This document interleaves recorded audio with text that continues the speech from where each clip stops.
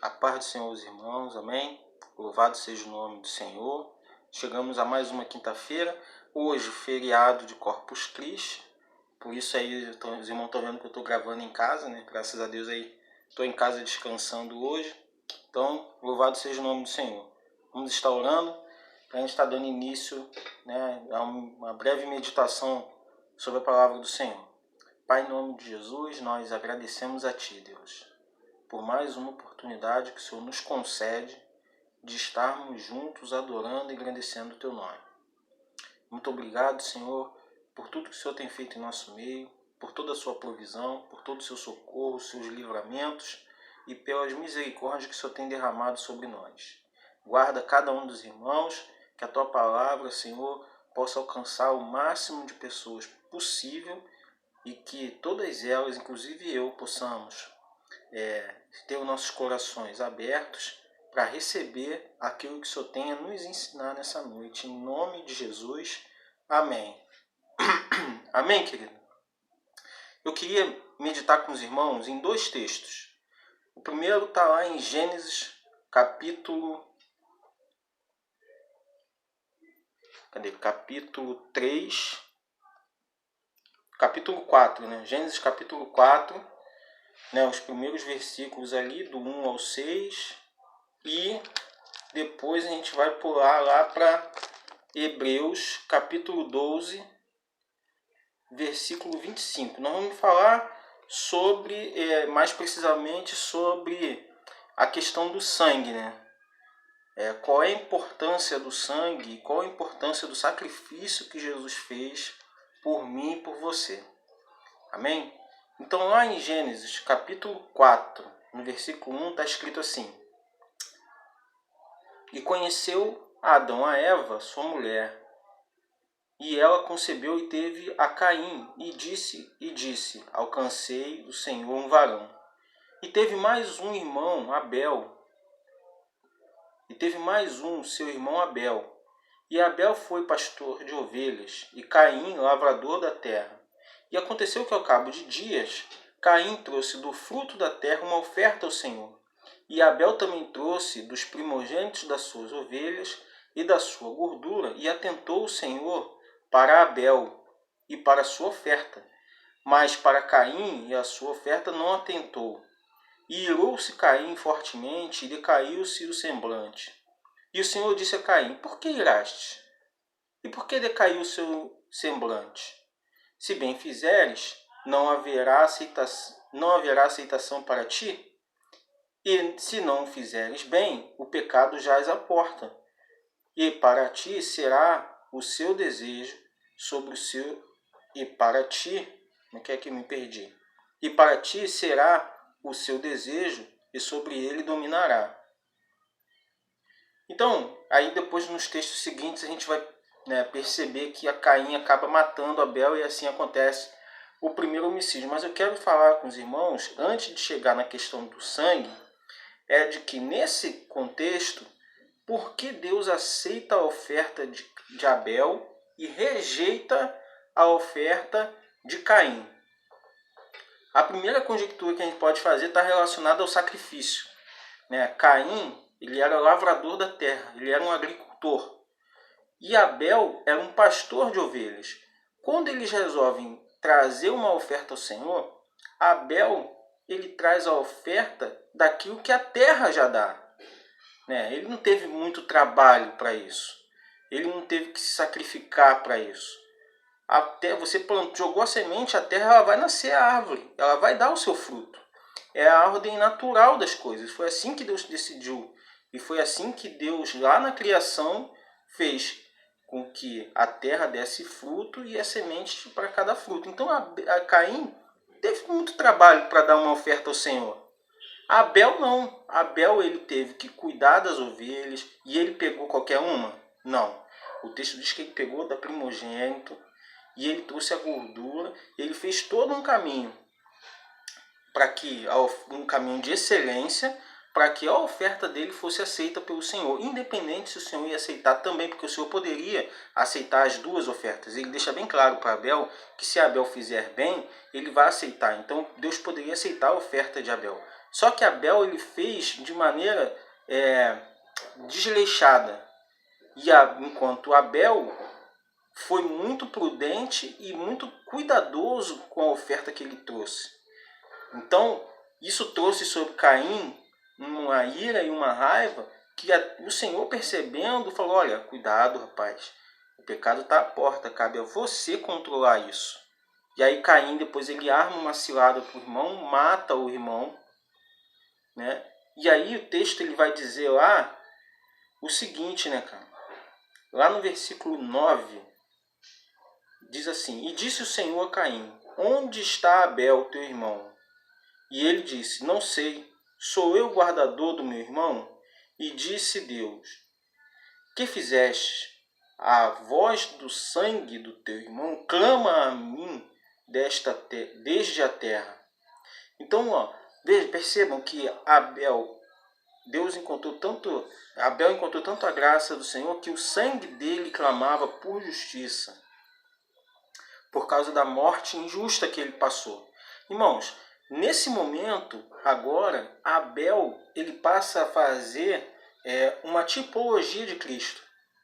Lá no Antigo Testamento, Deus ele já começa a falar alguma coisa a respeito, e ele vem falando gradativamente ao longo do tempo, até o nascimento do nosso Senhor. Ele vem falando gradativamente com o povo acerca das características do Messias, de como ele seria, como ele conceberia, como ele morreria e como ele consumaria todas as coisas. Tudo isso está lá no Antigo Testamento através dos profetas. Mas ali, já em Gênesis, né, ele já começa a falar através do testemunho da vida de Abel.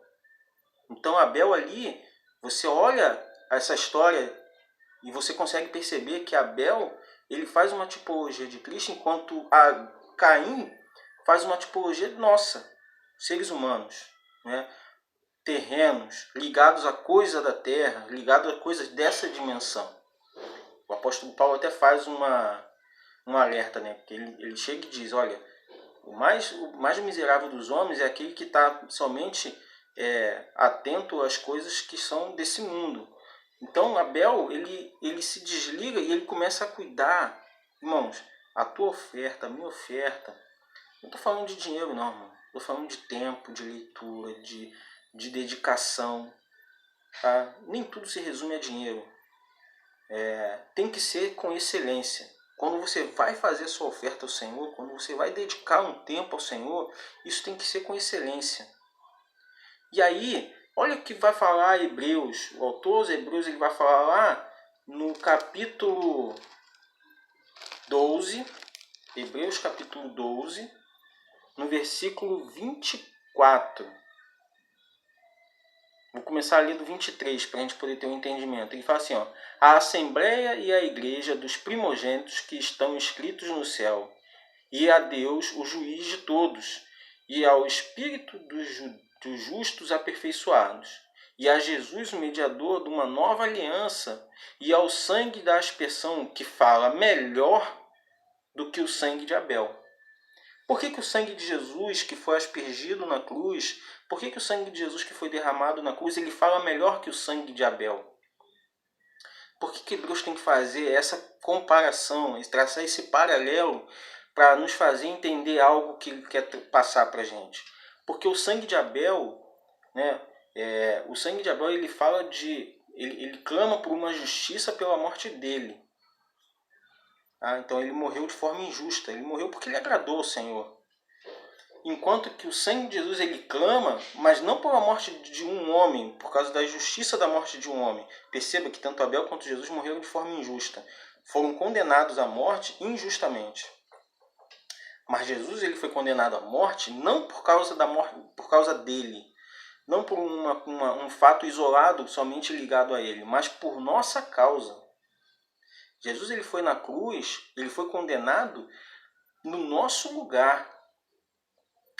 Ele morreu no meu e no seu lugar. Ele ocupou uma vaga que na verdade era minha e sua. Então, o sacrifício, o sangue de Jesus, ele fala melhor porque ele fala de algo que é completo, enquanto que o sangue de Abel fala de algo que é incompleto. Como que é essa completude que eu estou falando? Lembra que eu já vinha falando há algum tempo que a obra de Jesus na cruz ela é completa, não precisa de emendas. Eu usei até esse termo. A obra de Jesus não precisa ser emendada, não precisa de reforma. Ela é completa. Então o sangue de Jesus ele fala melhor que o sangue de Abel, porque o sangue de Jesus ele expia os nossos pecados, ele retira a nossa condenação. Então ele é completo porque ele perdoa os nossos pecados de ponta a ponta, né? Desde o pecado original até o pecado que talvez você e eu tenhamos cometido hoje. Ele perdoa. Ele tem essa capacidade, esse poder, desde que tem a contrapartida, né? Desde que eu me posicione e eu peça o perdão, utilizando o nome de Jesus como um mediador, como um advogado, como alguém que vai me defender. Porque se eu não fizer isso, eu não vou alcançar misericórdia. Então o sangue de Jesus ele clama melhor, né? Ele fala melhor do que o sangue de Abel, porque o sangue de Jesus, quando ele foi derramado na cruz, ele foi para fazer algo completo. Enquanto o sangue de Abel foi para clamar pela justiça dele próprio. Ele morreu injustamente. Então, irmão, percebam que o sacrifício ele exige um comprometimento. Esse é um ponto importante. O sacrifício ele exige um comprometimento daquele que está sacrificando. Então, a gente não pode ficar fazendo sacrifício de tolo, nem fazendo promessas que a gente não pode cumprir. Deus ele nos conhece, ele sabe as nossas limitações e sabe até onde eu posso ir. Então não adianta eu fazer promessas das quais eu não posso cumprir. É melhor eu ser honesto com o Senhor e dizer, Senhor, eu sou limitado nisso aqui, eu preciso. Eu preciso de Ti, eu preciso da Tua misericórdia, eu preciso do Espírito Santo para que Ele me fortaleça, para que eu consiga continuar nessa caminhada, nessa jornada que é essa vida. Tá? Então a gente está aqui numa jornada, irmão. O sangue de Jesus está disponível para todos. Ele está aí, ele fala melhor do que o sangue de Abel. Não existe nenhum pacto no mundo inteiro que tenha tanto poder envolvido como o pacto que Jesus fez com a igreja. Como o pacto que Jesus tem comigo e tem com você. Pelo sacrifício que ele fez por mim e pela sua vida. Eu quero que, irmão, hoje a gente traga à memória aquilo que nos dá esperança, irmão. E o que te dá esperança, o que me dá esperança é eu saber que Jesus, ele é único. Jesus, ele é insubstituível. Jesus, ele é a minha salvação, a minha bandeira. Jesus, ele é o único motivo. Ele é o motivo da nossa canção. Tudo é por Ele, tudo foi feito por Ele, tudo foi feito para Ele. Nós temos que honrar o nosso Senhor todos os dias. Todos os dias nós temos que dizer, Senhor, o Teu sacrifício, o Teu sangue fala melhor do que o sangue de Abel, porque o Senhor é completo, pleno. E o Senhor preenche a minha vida. E o Senhor completa o espaço que estava vazio e que o diabo queria ocupar e ocupou por algum tempo. Esse espaço não é mais dele, porque o Senhor entrou, o Senhor limpou a casa e ela está limpa e vai permanecer assim, porque o Senhor é o dono dela. Quantas vezes, irmão, hoje você acordou pela manhã e agradeceu a Deus pelo seu dia, agradeceu a Deus pelo seu alimento, agradeceu a Deus pelo seu teto, agradeceu a Deus pelos seus bens, por tudo que você tem feito, agradeceu a Deus pelas lutas e pelas dificuldades, porque elas fazem a gente crescer.